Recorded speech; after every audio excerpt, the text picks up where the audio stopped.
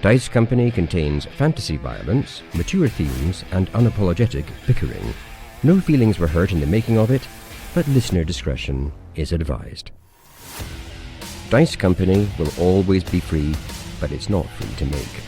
Please consider supporting us on Patreon or Apple Podcasts and get access to our weekly roundtable show Extra Roll. Just follow any of the links in the show notes for this chapter.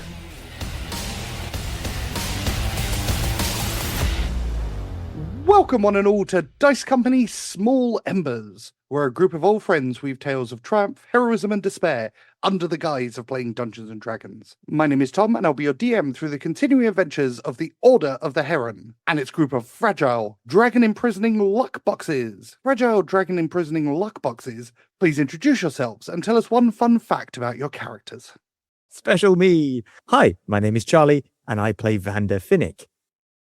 Augustus's tooth in the last episode has got Vander thinking about his own teeth, and that you really don't need that many. He has one molar for glooping, one canine in case of surprise lettuce, and one front tooth, because even Vander knows that some situations require a winning smile. After all, if beauty can be a weapon, a smile is its sword. Lovely. That's a lovely turn of phrase. Yeah, I'm pleased with that.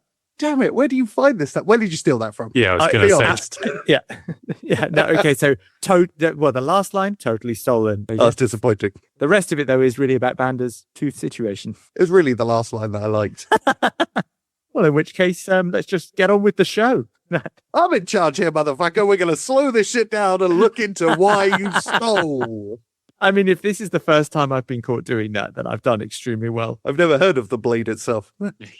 It's really creative of me. My skill is remembering these quotes, not making them. Hi, I'm Harry, and I played Tock, an imposing 6'8" automaton. So Tick played many familiar childhood games with Tock as he grew up. Common games involved identifying the species of plants and mushrooms from their seeds and spores, imitating the calls of local bird species, predicting stellar phenomena, and guessing the age of possums.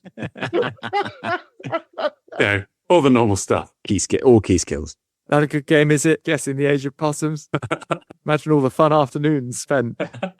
Nothing impression, Tom. It's because I was thinking, well, their upbringing was dreadful. Like, they must be so bored all the time. And then you threw the possum in there. And I didn't really know what to do with it. So my brain just melted. I mean, I think probably throwing a possum does kind of reset almost any situation. You get called into work for a disciplinary hearing. Surprise possum. This first date isn't going well. Oh, well, release the possum. Can't go on with this disciplinary until someone explains why there's a possum in attendance. I suppose the only exception to that would be if your disciplinary hearing was because you had previously thrown a possum at work. What they brought oh, not this again. What's in the bag? Larry the possum was there. This is why you're here. Well, actually, last time it was a squirrel. So, if you need me, I'll be at my desk. Continued behaviour. Hello, I'm Dave, and I play Bennie Quez. Bennie, of course, was the hero of the dragon encounter. His quick thinking, resolving the situation. However, he is very glad and fairly sure that nobody saw him taking a step towards the railing with the thought of saving his own skin and ditching everyone.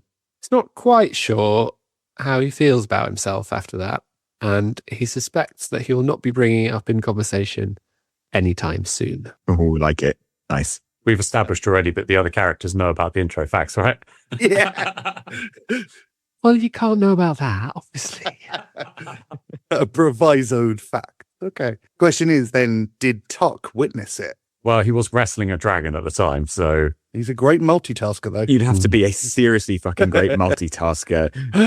What if Tick noticed it but couldn't say anything? Yeah. As soon as I got revived, Tick's like bouncing from foot to foot, pointing at Bennie.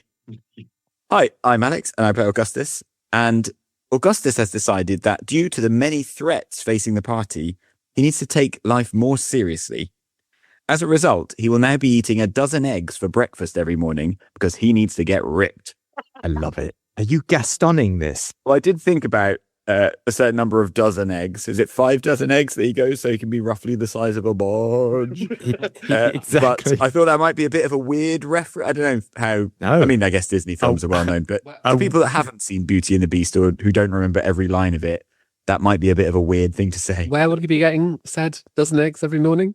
Actually, Tock has a solution. Oh, God. Augustus assumes you can just order food. He has collected some gulls, and Gull eggs. he'll be milking them for eggs. Gull milk. Well, that is Augustus's idea. He is going to become a more stern proposition, and anyone who tangles with him will soon be discovering that someone who eats that many eggs for breakfast is probably unhinged. If you try to milk Benny's raven, there's going to be trouble. I mean, that sounds like a horrifying euphemism. Shazam! Seamless. No, not a celebration of the previous conversation, is it?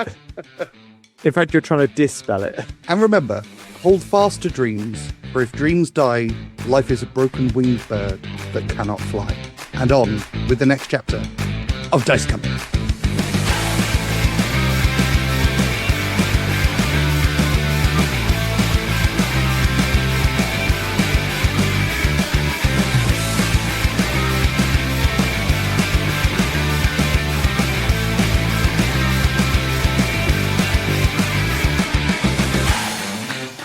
Previously on Dice Company. It is the 10th of Harvesttide, and the Order of the Heron are travelling north in their airship, the Sterling. You are en route to the infamous prison, the Fingers. There you hope to save your friend and former Rojan, Kalen Lux, who is due to go on trial on the 16th of Harvesttide. During your first 4 days' travel, you were waylaid by a young black dragon, which you encased in an amulet with the help from the wish spell from Papa Ungamus. During the fight, the automaton Nozzle was killed, and you held a brief service for him before retiring to your rooms. The following day, yet another storm from Roanoke to your east hampered your travel plans. At current speed, you are due to arrive at the Fingers in the morning of the 15th of Harvesttide. You are now entering a 2-day long rest period. What are you guys up to?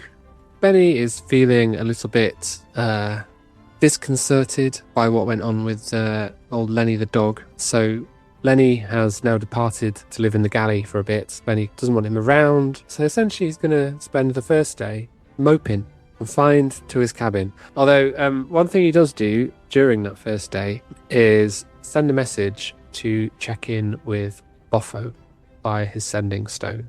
The message is, wannabe Shadow Vanguards were due in Slateholm on the 15th. Not happening now, but summit's afoot. Keep your eye out. There is no immediate response to your message. Reassuring. Augustus is mostly, at least in the initial part of this 2 days, just resting. He's aware that he's really quite badly injured from a battle, then a wrestling tournament, then being breathed on by a dragon.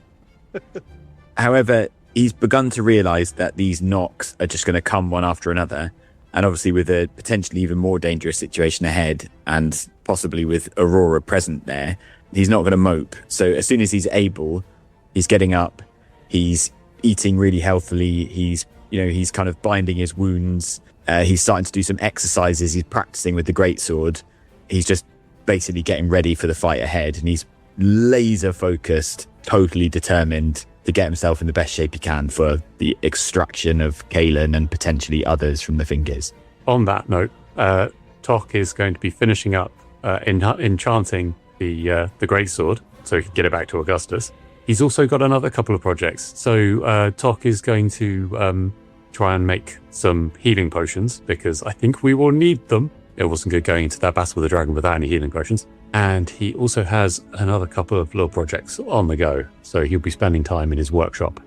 No one has seen Vander from when he entered his cabin and has now been there for some considerable time. Augustus, in a kind of break from, to start with, he won't have noticed because he's, doing one-handed press-ups and cannoning down eggs like nobody's business. But he is going to take a break from that to go and inquire after Vander's welfare. Vander, there's a knock at the door. Augustus sort of opens the door a bit and kind of pokes his head in and sort of surveys the scene, wondering if he's going to find the classic, someone after a breakup surrounded by beer cans, takeaway wrappers.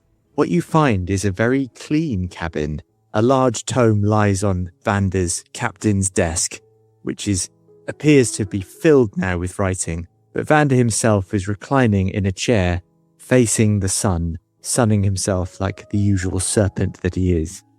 The chair turns. Augustus. Hello, Vander. I just wanted to come and see how you're getting along after the loss of Nozzle and the other challenges we have faced. Much to ponder, Augustus. Though, if I may say, you are looking more of a true fighter than ever. Vander says, observing Augustus fresh from training. I'm certainly collecting battle scars, Vander. And yet you look hearty and ready for the fight. I do not know if I'm ready for the fight, Vander, but I certainly feel a burning desire to get into it. I feel more inspired to take on this challenge than I ever have before. I believe I've discovered some power in myself, and did not know until now that it was there. That is well, for I see a bigger fight in our future than perhaps we have faced in the past. I have been thinking about the fingers and what we may find there. I don't see us emerging victorious without difficulties, says Vander, looking back at his notes. Certainly, and have you been hatching a plan, Vander? I'd be interested to hear the thoughts of your keen mind. My mind has been, well, somewhat clouded over the last few hours. Not an ailment I'm used to feeling, I confess. Each time I try to plan, my mind wanders back to the child, says Vander. The child in the streets of Deepmond. Yes, the urchin. I'm sorry for what happened there, Vander, but you mustn't dwell on it. You did not kill the child. I did not strike the killing blow, it is true. But to say that I wasn't in some way responsible, well, that would be also incorrect. Well, Vander, in the way we do justice in Denothlio, we look at the mind of the person charged with a crime, what they intended, not necessarily focusing on what transpired as a result. You could not have known what would happen, although I understand that you took a risk. It very much turned out poorly for you and, of course, for the child. But I would urge you to turn your thoughts forward, because by striking a blow against the Empire here, releasing Kalen, we might save many, many more lives, including those of children, and children yet to be born, by what we do in the coming days. Indeed. And in return, Augustus, I believe we must accept that in doing the deeds of the Heron, we must accept that our actions too may lead to losses that are difficult to bear. Take, for example, the solace you have just offered me. What little that might mean to the mother. Vander stares out of the window again. I understand, Vander, and I will not counsel you to forget this pain. Indeed, it would be wrong to do so, but I believe your intentions were good. I'm no stranger to pain. If your mind has been clear for long enough to consider the future, what pain might we inflict on the Empire? How might we approach our assault on the Fingers? Or should we perhaps take this conversation above decks and involve Tock and Bennie? A discussion between all the members of the Order appears to be the best path forward.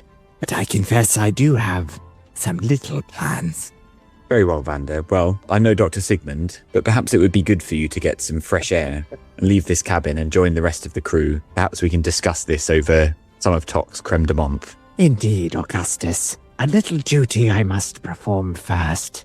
Otis! And the automaton enters. Yes, Vander. Please join me by the desk, Otis. Yes, Vander. Otis, you are the last of the automatons in our little crew before we met our new comrades. Yes, Vander.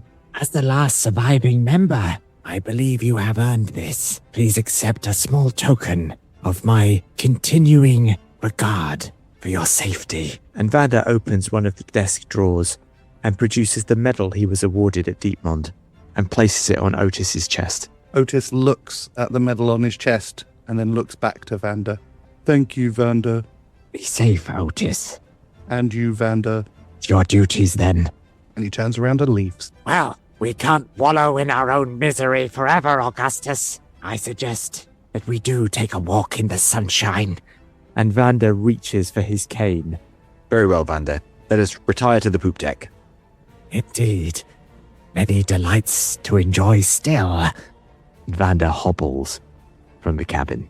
As you are stood on the poop deck, you notice that beneath you, the land has finally given way to the sea as the Sterling passes over the mainland of the continent and begins the crossing over the Tarovian Sea towards Norskin. Ah, the Tarovian Sea, Augustus. Vander points. You know it, Vander? Of course, a good sailor can always tell a sea by the colors of the waters. Vander points at the blue water. Augustus peers down, thinking it looks exactly like all other sea.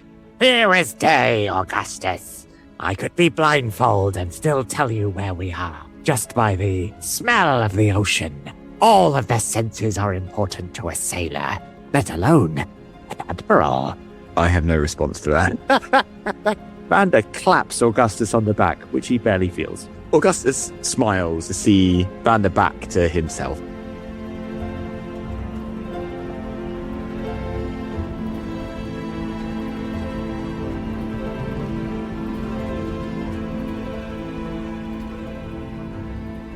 First day of the long rest comes to an end, and you guys all return to your cabins for sleep, with the exception of Tock, who obviously doesn't sleep. In the middle of the night, Augustus, Vander, and Bennie are awoken to the sound of chanting coming from Tock's workshop. And it's loud enough to wake you all. Augustus smiles at Tock's tomfoolery, rolls back over in bed, and immediately falls back to sleep. Bennie is going to arm himself and sneak towards the sound of the chanting. As you leave your cabin, you find Vander in the hallway, wearing an extravagant sleeping gown and nightcap, flintlock in hand. As you approach Tock's workshop, the door is shut and the chanting has got louder the closer you've got. Bennie, you notice hanging up against a wall is a piece of rope. It looks out of place where it currently is. And as you follow the track of the rope up towards the ceiling, you can't see where it's hanging from. But you do notice next to it is a vent, effectively, a wooden slatted vent. Bennie, look, your nemesis. Rope. I'm not sure this is the time, Vander. What do you reckon? This feels more and more like Tock doing something weird than anything sinister. What do you think? Indeed, where Tock is concerned, the mind boggles. And Vander cocks the flintlock. We're not knocking then, we're loading weapons, right? Bennie's just going to bang on the door. In response, you hear, Manos, potentes, paro, sico, didici, pecto, insertus, pulcha, imperio. He's conjured a hell demon. Tock, is that come in or go away? You don't hear any kind of like logical response. It might be quite difficult to hear for anybody inside to hear. You can hear like multiple voices chanting. It's not just one. Bennie turns to Vander. We going in? Yes, or the ship is going down. Open the door, Bennie. Why don't you open the door for once? Vander gestures at his broken body. Can't open doors now. Is that what you're trying to get across? Airs are a challenge for me, Bennie. However delightfully observant you are the person in this little party best equipped for the door opening. It's a door, Vander. You've got hands. I have to do everything round here, don't I? Absolutely everything. I can't believe this. And Bennie, not really paying any attention to what's going on, just kind of swings the door open in a real strop. Or tries to, at least. He puts his hand on the doorknob, twists it, and it is locked. Ah, easy thing opening a door, isn't it, Bennie? Well, at least I tried. Tried and failed. Well, what's your idea then? Stand back, please. And Vander raises the flintlock. Then he jumps back in surprise. Vander fires. Vander, you pull the flintlock up and blast away at the door. The impact scatters across the door and little wood chips come out of it because of the impact. But the door remains steady and the chanting inside continues. Tal nithda, lura hedath, kalum kalak me vash. Is the lock still in place? Lock is still in place, completely unaffected. Vander, next to the rope is the vent. You know that vent leads round to the top of Tock's workshop. Basically, there's an air vent to get rid of noxious fumes and workshop stuff. New measures required. Says Vander, exasperated as he reloads the flintlock. At the same time, he dispatches Bellerophon into the vent so he can see into the room. With surprising speed, walking at normal pace, Bellerophon climbs into the vent and makes his way through to the top of Tock's workshop, where he sees... The automaton, Tock, Tick, and the two others sort of standing crowded around a table in the middle of the workshop. There's like a long box, basically, on the table. They're all sort of crowded around it. The room is like lit by flickering lantern light. And obviously the automatons, you can't see them chanting, but all three of the automatons who can chant are chanting in unison. And as the chanting sort of reaches like a fever pitch, you hear... Tal nista lura hindath mith nor nayaka nathgorn. And with the final words, Tock lifts from the large container in the middle a great sword from the box that he's had. From the blade of the great sword is like dripping fire, almost like it's like a liquid on the blade. And Tock starts inspecting. It's now silent in the workshop. Vander outside is standing transfixed. The one eye you can see is completely black as he looks through the eyes of Bellerophon. Suddenly his eye refocuses. Leave. We're not in danger, Bennie. And with it having gone quiet inside the room, I yelled to Tock again. Tock, let us in. One moment, Bennie. You hear some stomping, a muffled word, and the door springs open. Tock is holding the great sword in both of his hands. What is it, Bennie and Vander?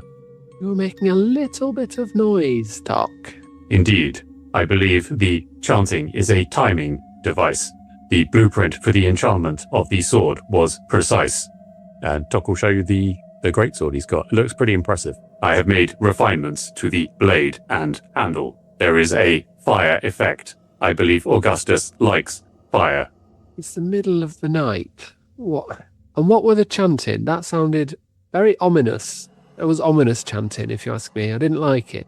I am unfamiliar with what makes chanting ominous, Bennie. They were words of power. Vander, you recognize the various words that were being chanted. You recognize them as being from all 8 of the known schools of magic, from abjuration to divination, conjuration, enchantment, evocation, necromancy, etc. Powerful fusion of magic, Tock. Impressive, says Vander as he shuffles forward and looks at the blade. He stares along its length. A fine piece. I will tell you that the words that you heard being chanted translate as follows. A hand powerful I prepare, protecting another I bring this forth. This I do, I call to bring you forth. I know, for I have studied with my mind. I want excellence allowed to me. Uncertain, beautiful things I command. The truth I believe with my eyes. Life and death I am without. Ominous.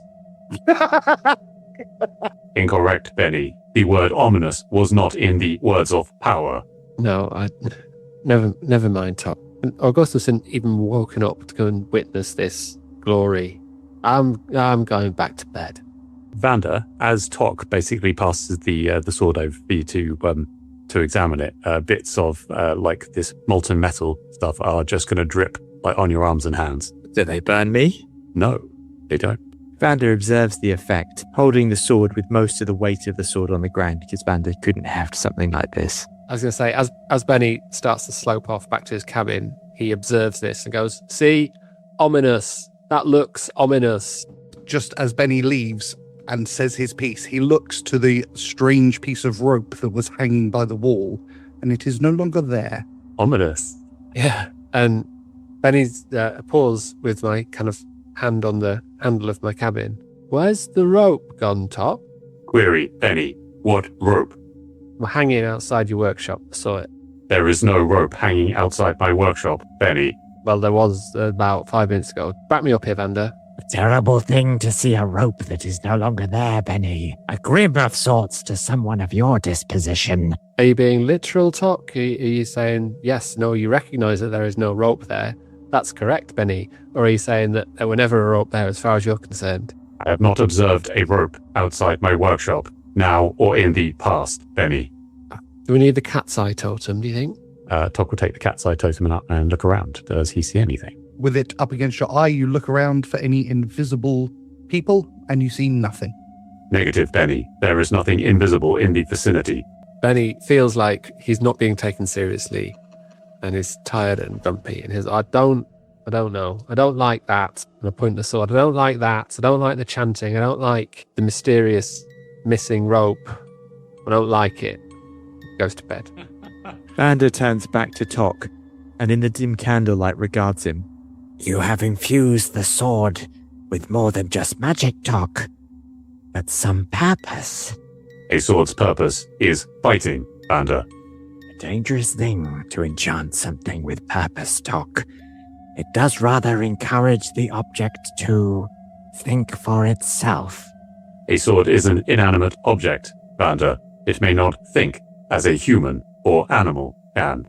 Of all the sentient beings I have had the honor of discussing such things with, I am more surprised now that you, of all of these, do not appreciate this sentience that you may have birthed, Tock. I do not believe I have birthed sentience, Vander. I disagree. We will see in time. Nevertheless, a fine blade. And he passes it back. Tock will take it back, and as he does, Vander, behind Tock, as he turns, you can see on the table the long oblong box is clearly sized big enough for the greatsword to fit, and it appears to be filled with a dark red, blackish liquid. There are several drops of it on the table. Tock, would I be right in guessing that you have a large vat of boiling blood on that table? Incorrect, Vander. The temperature has reduced significantly since boiling occurred. I would estimate 45 degrees. Warm blood, then? Correct, Vander. How reassuring. And what are you using this concoction to achieve, Tock? Nothing, Vander. It has served its purpose. It will be discarded. Do you have suggestions as to how it can be discarded? In a manner that doesn't show any of the crew what you've been up to, Tock. They are not all as understanding as I am of such things. Very well, Vander. It will be disposed of off the Sterling. Happily, we've just left land, so I assume this will result in no fantastical stories below. With haste, then, Tock. An opportune moment, Vander. And you see behind him the automaton assistant sort of like packing it up, covering the top, and just going to chuck it over the side of the Sterling. I will leave you to your midnight bloodletting. And Vander begins to turn and make his way back along the corridor. As you do so, you hear the clanking of metal feet, and rushing down the steps towards you is Otis, who appears to be dressed in one of your masks and wearing a kilt. Vander, I came as soon as I could. Otis, how unexpected you are. You are wearing, well, full regalia, so to speak. Otis looks down and then begins to move his hand around his face and pulls the mask off. Yes, Vander, I do not remember doing this. Apologies. How disturbing. Vander turns back to Tock. What an observation check to see if I can read any kind of connection between him and Otis in this. What's the opposed check on my part? I assume it would be deception then, right? I mean, if you're trying to hide something, it would be deception. I mean, Tock's a pretty impassive face to try and read. Why don't you roll a d20 and add the modifier of whether you are trying to deceive or persuade? Awesome. And give me an insight check, Vander. 17 for Vander. And an 8 for Tock. Okay. Nice. Tock, does he see any connection between you and what has happened to Otis? Tock seems oblivious. Otis, if you do not remember, then I suggest you put those items back and return to your duties. Yes, Vander. And he turns around and walks off. Vander turns back to Tock. Boiling blood, blades of magic, chanting in the night, a Another might be rather suspicious of these events, Tock. The schedule was precise, Vander. I do not normally make noise during these hours. Indeed. Yet I've seen a number of rather strange occurrences. Even the rope, which I have twisted slightly for my amusement, sticks out as an anomaly in tonight's events. I will continue to think on these things, Tock. It would be a favor to me if you were to explain any of these events. I will explain what I am capable of explaining, Vander. I lack knowledge of a rope. I lack knowledge of Otis and his wardrobe. I see, says Vander, his one eye gleaming. Well, to bed then. Probably disturbing dreams. Very well, Vander. I have more biological samples to investigate. And Tock will turn back into his workshop. My God, says Vander, as he makes his way back up towards his cabin. A couple of hours later, Bennie, who clearly hasn't got any more sleep since that disturbance, creeps out of his cabin, goes down to the galley, picks up Lenny under one arm and Lenny's basket on the other arm, and takes him back to his cabin and shuts the door behind him. Aww.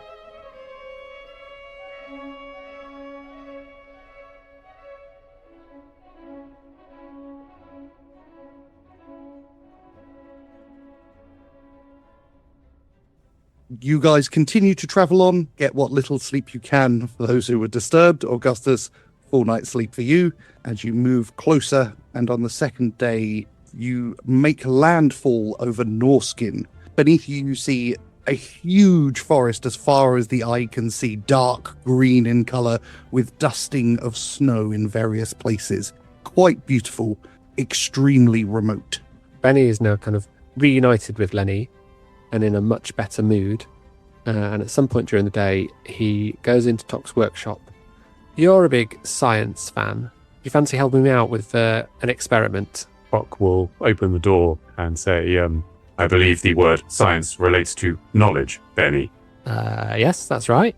I would be glad to assist. Okay, so what we've got here is one dog that appears to make me vanish when he licks me. Indeed. And I think he reappears when he licks you. So, can we test that out in a controlled environment? I have made investigations, Bennie. I have taken samples from Lenny. Well, have I made progress? I haven't done a roll for that yet. Give me an alchemist tools check. And I will guide myself. Oh, guidance. 13. You have not progressed as much as you would have liked to with your studies so far. I have made limited progress. Tock will gesture back into his workshop when you see some, it looks like a glassblower had hiccups behind him on the table. Well, Tock, I'm going to breeze on by the bit where you said you've taken samples from me dog and mention that I was thinking more of a practical experiment whereby, like this. So, Lenny, lick. I tried to get Lenny to lick Benny's face. Lenny the dog leaps into your arms and gives your face a big lick. It's kind of warm and sticky, and depending on how much you like that, good or bad. You do not, however, disappear. Okay. Yeah, good boy, Len, good boy. That's not what I was expected to happen. Carry on with your alchemy then, Tock. Thanks. Bennie, looking a bit baffled, turns and leaves the workshop. Before Bennie goes, he says, "Oh, Tock, I'd had a thought. Is it worth checking in with our old friend Sir Cog in Deepmond, just to see if there's been any kind of backlash after what happened?" Indeed, Bennie. I have been making some progress on this front. Sir Cog is available to give orders. Oh, that's good news. I mean, I don't know. Do we need to give orders? It'd just be nice to know what's happening in Deepmond. He has reported his current task, location, and list of most interacted with individuals. Mm-hmm. What's he up to? His message was, understood. Current task, cleanse Temple of Kale. Remove overt supporters of Nox. Prepare for retaliation from Empire. Reinforce, rebuild, retrain. Expand the order. End. Doesn't sound like anything to get too alarmed about then at this point. That's all good. All right, thanks, Tock. Would you like to send a message or ask a query of Sir Cog? Can you ask him to let us know if he hears any news from Slateholm? I'm a bit worried I've not heard from Boffo, and I want to know what's going on. Tock will take out the sending stone he's got for Skog and will say to it, got to count again. Over Ross, Sir Cog, report local news, rumors, additional. If you have observed Boffo, the gnome, please confirm. You get an immediate response. Master, understood. No news from Slateholme. Unaware of gnome by name. I will check. All right. Well, no news is good news, I suppose. All right. Well, thanks, Tock. I will. I'll leave you to whatever mysterious experiments you're up to. Indeed, Bennie. Thanks, Tock. No more chanting, please. And as Bennie goes, he has a look for the rope. There is no sign of the rope.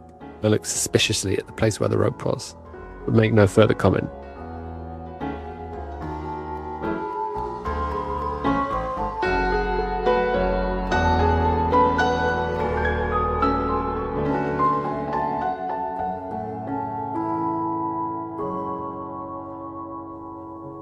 Later that evening, you all prepare to make your way to the galley for dinner. Tock, you are the first to enter, quickly followed by Augustus. As you walk into the room, you can see Tock is holding your greatsword.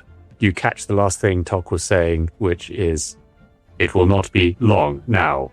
What will not be long, Tock? "It is of no importance, Augustus. Your greatsword is ready." Tock will pass over the greatsword, which looks slightly different. It looks like the blade has been reprofiled slightly. And additionally, it's like dripping liquid fire. Tock will pass it over to you. Wonderful, Tock. Can you explain what you've done to it? It looks very different. I have improved the handling, the point of balance. It has shifted towards the hilt. I have produced a flame effect. And as you will notice from proximity to it, it doesn't produce any heat and it doesn't burn you. If you give it a swing around, the greatsword seems to have an enchantment, making it sort of, flow better. You'd approximate maybe a 5% increase to its martial capabilities. The +1. Wonderful, Tock. This is incredible work. I'm very grateful to you. It was a small matter, Augustus. The enchanting cost Tock about 50 gold pieces. Will Tock bring it up? I don't know if he's gonna. While you think on that, Bennie enters the room, accompanied by Lenny the dog. And finally, Vander enters. As Vander enters, he says, Brothers, a glorious evening lies before us. Never fear, for the team's gastronaut has finally created a masterpiece. He shuffles to the table in the center of the room and throws down on it a bowl of soups and a vast amount of notes he's created. You can see mad recipes containing the bizarrest of ingredients, labeled various culinary delights and other scrawls that look fairly intricate but really indecipherable. Behold, brothers, as I create the end soup. And with a great deal of reverence, he pours water into the bowl. Vander stands back, holds his hands wide, and with great reverence says, Everything. Oh my god, Vander, please roll a D100. I regret nothing. 81. Oh god, I'm starting to feel slightly terrified. Oh, join the rest of us.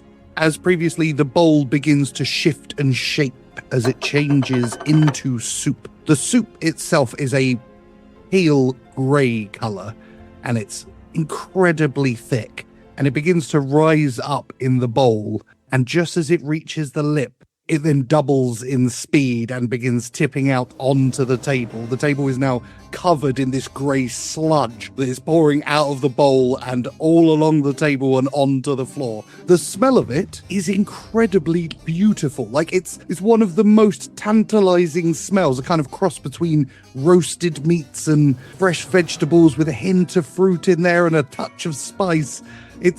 You can't even describe it, but you know that you really want to eat it until you look at it. It looks awful and it won't stop pouring out. The bowl begins to shake. Vander shouts with delight. I suspected. Grey, the colour that truly represents all things. Smell it, boys. Delicious. And Vander begins to close in on the soup, Vander, my olfactory sense is overwhelmed. It will take some time to process. Indeed, it is the true king of culinary exploits, Tock. Behold, they have created a masterpiece. And Vander reaches out to touch the soup and scoop it up. I don't know what to do. I can smell it and it's amazing, but I can see it. I'm so confused. I'm frightened. I don't like it. Lenny the dog and Bellerophon both run to the edge of the ever-expanding soup and begin to lick at it. Bellerophon, unfortunately, is completely overwhelmed by the soup and just disappears under the sludge of grey. Finally, Vander says, his one eye wide with sheer joy, and his hand cups the soup. Vander, roll a d20 for me, please. 5. Oh, I was going to say it's a DC 10. The bowl continues to shake as more of this grey sludge pours out and is now threatening to overtake the entirety of the floor of the galley as the bowl shakes and shakes and shakes, and then it explodes. All of you are covered in grey sludge, dripping from your foreheads, from the ceiling. It is everywhere. Have I tasted any of it? A bit drops into your mouth. And what happens? It is the most divine food you've ever eaten. Even with your blunted taste buds, it's like an explosion, like there are fairies dancing on your tongue. You feel yourself beginning to well up in your one eye through the incredible flavour of this soup. my God, I'm in the past and the future at the same time. All things are one. Vander says, in an ecstasy, tears now running down from his one eye. Always tasting it. And Augustus was looking super pissed off at the soup being all over his fine clothes. But he tastes his lapel. Again, you're immediately transported back to Denoplia, back to Gothamer, back to your family home, and warm Sunday roast dinners with your mother and your father and your sister. So Augustus just sits down in the soup and cries for joy. Tock will stride to the side of the room and from his pouch take a small bit of water and like a rag and start cleaning his plants. What are you doing, Tock? Bottle it, everyone! Bottle it! Says Vander, almost mad with joy. So, yeah, Bennie got a bit of soup in his mouth during the explosion as well, and so has tasted the soup and is now sitting on the floor, somehow has uncovered a spoon from within his robes and is sitting on the floor eating soup, but staring at Vander, saying, I hate you, Vander, you're the worst. This is awful. It's so delicious. Vander's eye meets Bennie's eyes, and a mad joy passes between them. Vander removes his mask, revealing his broken face as he swills more grey matter into it. Soup drains out of the corner of Vander's mouth, but it matters not, for the joy continues to grow. Bennie still was compulsively eating soup and hating Vander at the same time. Yeah. Yeah, Augustus too. But he's mostly lost in his childhood memories. Otis, Yes, Vander. bring all the bottles! Yes, Vander. Should I bring barrels too? Bring it all! We must save all of the soup! Yes, Vander.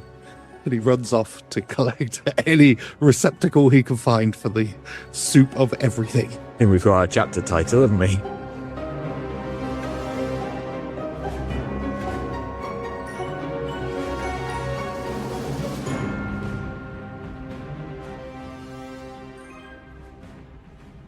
With the long rest finished, you've all recovered all of your health, spell slots, and abilities. Vander and Augustus, you are no longer exhausted from the dragon attack, and you prepare for the 6 days of travel. Harry, please roll me a d20. 17. The 6th day of travel passes without incident. Beneath you, the thick forests of Norskin begin to give way to the large mountain range, known as the World's End Mountains. You're able to make the correct distance during the period, and you prepare for the final day's travel before the Fingers. Alex, please roll me a d20. 7.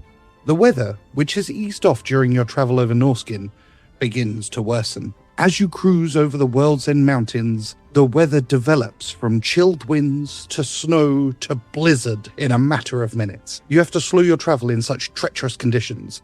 You calculate that instead of arriving on the morning of the 15th of Harvesttide, you will arrive in the afternoon, with Kaelin's trial due to commence on the 16th. Awesome. Just before we get there, Tock has made a couple of potions of healing, and he was going to give them to Vander and Bennie. We'll say, well, as it'll be sort of in the mess at some point. We'll pass them over and say, I have brewed more potions of healing, Vander, Bennie. If you wish for more, I can create them, but I have run out of crafting ingredients. Tock will describe what the crafting ingredients are, and you'd know they're 25 gold pieces each, basically. But Tock has run out of cash. Oh, Bennie will say, well, I got some cash, Tock. What do you need? Whatever herbs and magic things go in there, Dom, it's 25 gold pieces worth. A worthy investment, Tock. And Vander hands over 50 gold pieces. Yeah, and Bennie will do the same. Okay. At the same time, Vander hands over the broken pieces of the bowl. If you might take a look at the bowl, it is important to me, and though I cannot say I regret my little experiment, I would like the bowl back and working again. I will try my best, Vander. In the crafting schedule, at the moment, Tock has got about 2/3 of one day left before we arrive. So if we're saying we're arriving in the afternoon, and he will have been able to complete his latest project of the cloak. And so Tock will wear it. The exotic cloak of wonder. Indeed. This is one of the reasons why I purchased cloak materials beforehand. Presumably, this one looks better than the one I purchased from the everything shop. Does it though, Tock? Does it? How's your sense of style, my friend? Give me a performance check. Performance check. Okay. Yeah. Because it can be well made, but stylishly look terrible. Tock has a sense of practicality. He does not have a sense of style. But that would be a 17. Woof! The previous navy blue with green pinstripes design has been entirely replaced with something altogether different. Tock, your new cloak is a deep red colour with golden trimming around the edge. It has a big pointed collar similar to the last design. He looks magnificent. Augustus, as you see it, it looks like it could have been made by one of the tailors of Denothea. Not top end, obviously. This is not a Batistuta original. Perhaps from Yaboas or Ikokus? Augustus nods appreciatively. The lime green monstrosity, that is currently being worn by Tick. But of course. The talk of the soup bowl and Papa Ungamessa's gifts has reminded Bennie of the black dragon gemstone, which he is currently wearing on a locket around his neck. And so he kind of takes it out to show to Tock and Vander, and says, collected this after the battle with that dragon. Something tells me that, I don't know, is this trapped forever? What do you make of it? Vander's looking away, and you hear him say, Songs will be sung about the everything soup.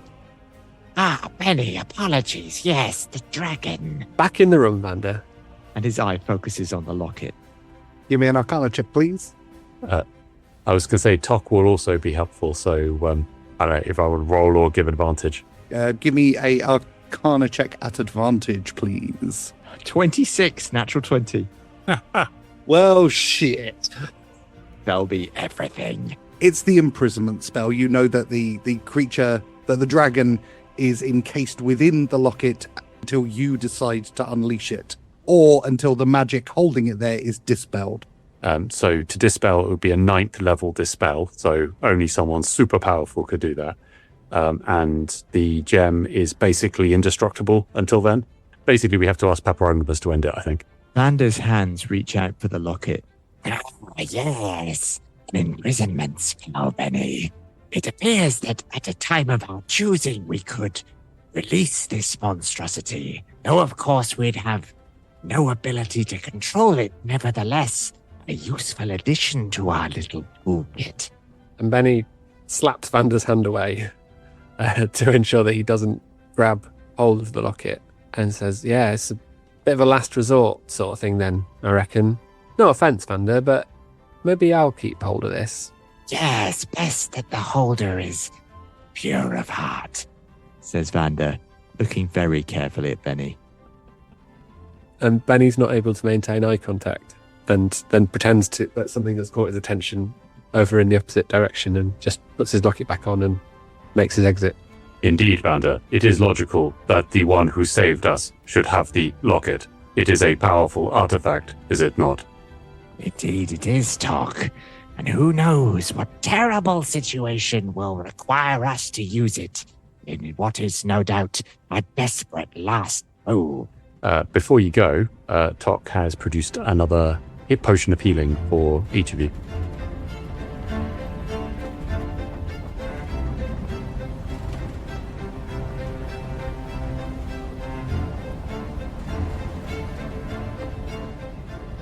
You guys are all gathered around Vander's table with the blueprints for the fingers spread open.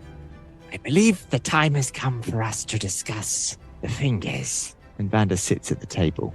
Brothers, I've been doing some thinking over the last few nights. I suggest that we change our ship a little to mimic that of a transport the Empire would accept as one of their own. From there, we can offer them a special delivery of sorts. Once inside, I rather prefer a prison break. What say you? That would appear logical, Vander. The prisoners would be natural allies of ours. Indeed. What would the delivery be? We have a barrel of gunpowder, Vander. Yeah, so back with a bit of carrot, bit of stick. Augustus will turn on the charm to get us in, and then who knows? A few explosions, few jail cells picked, and see where we go. Indeed, Bennie. We are of one mind. I don't like it when you say that, Vander. You know that. I do. I agree, gentlemen. We should attempt to bluff our way as far as we can go. I expect that will only take us so far, and after that we must be prepared to improvise. Yes, Augustus. That brings me to a question of my own. What shall we call this new blade of yours? It is a greatsword, Vander. I was rather thinking blood drinker. I'm not sure that quite strikes the right note for me, Vander. Perhaps we should just call it the sword for the time being and consider names. Indeed. Maybe a name will occur to us based on our deeds in the next day or so. I want to see a paladin with a sword called Blood Drink. He's a polite paladin. He's just, Augustus, the name The Sword will be confusing. It will be difficult to refer to the sword without it being confused with other swords. One day his batteries will run out. Incorrect, Vander. I am fueled by magic itself. Very well, gentlemen. For the time being, should we need to refer to the weapon, we could perhaps call it the Great Sword. I would find this to be acceptable. I will defer to you also, Augustus, of course. Says Vander. Well, brothers, painting to be done. I will find a clearing in the forest. We can begin laying our plans. Remember, As Vander starts climbing the stairs to the poop deck. the Empire have no sense of style. That will be important when you pick up your brushes.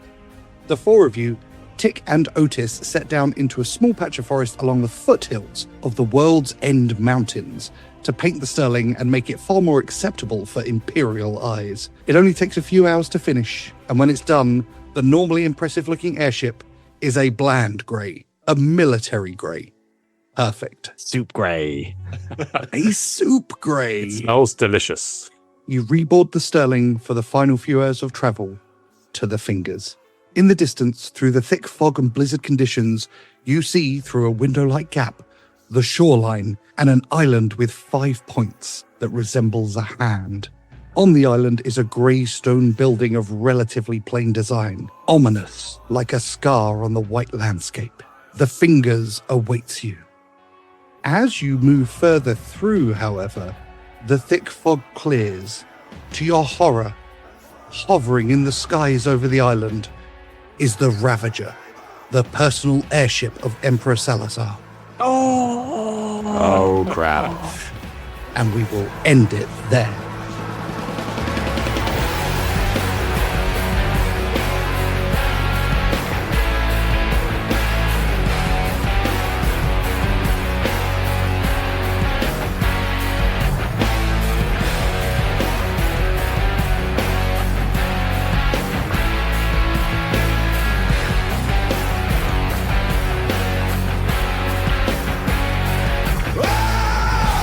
Feel misery.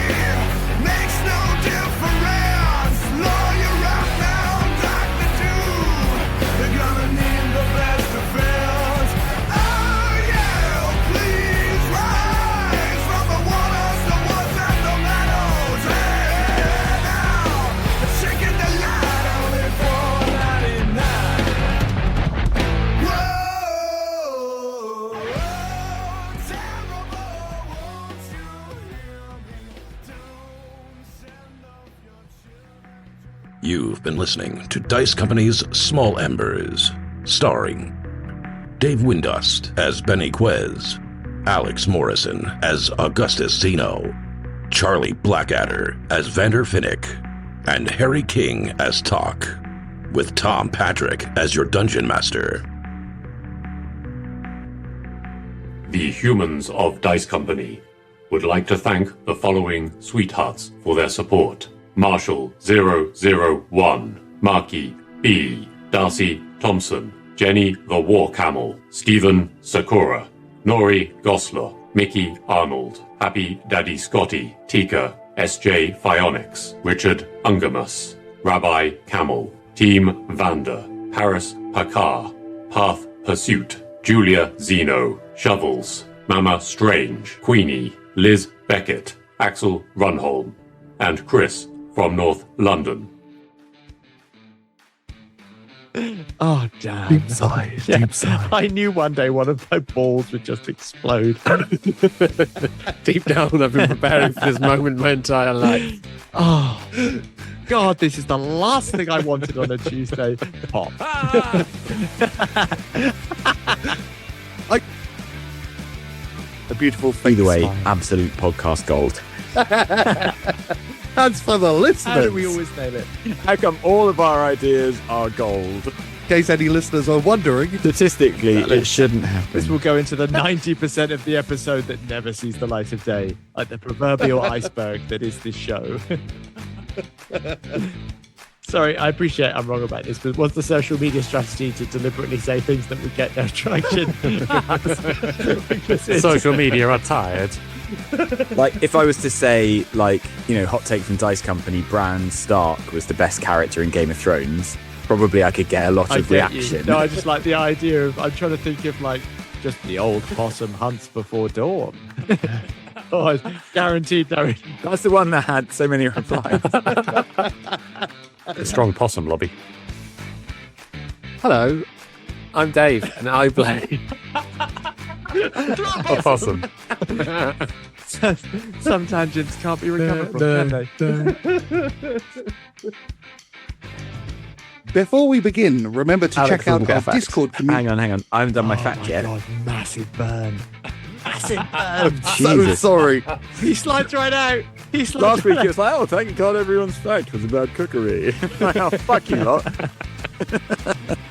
Honestly, Dom, I salute you. That's So impressive. sorry. Hi, I'm Alex, and I play Stormtrooper 7. My fact this week is that you never see my face in the show, and I don't have any lines. Thank you for including me. Thank you for being part of it, Stormtrooper 7. You are welcome. That choice, though, led to the death of a child. You utter prick. I mean, you're not wrong. What a douche. He had so many chances. I mean, I was kind of thinking like battle debrief would have sort of taken place, like when stuff was so big and in public. But yeah, nice, very good. As you'll remember from our battle debrief. Welcome to Dice Company Battle Debrief. Lore. Thanks for listening. Please consider supporting Dice Company on Patreon, where for the price of a cup of coffee, you get access to a whole other show, Extra Roll, as well as an ad-free listening experience. The Dice Company Discord server, along with our socials, can be found on our Linktree in the show notes. If you enjoyed this chapter, please like and subscribe, and don't forget to recommend us to your friends. If you didn't like it, recommend us to your enemies. And we'll see you next time on Dice Company.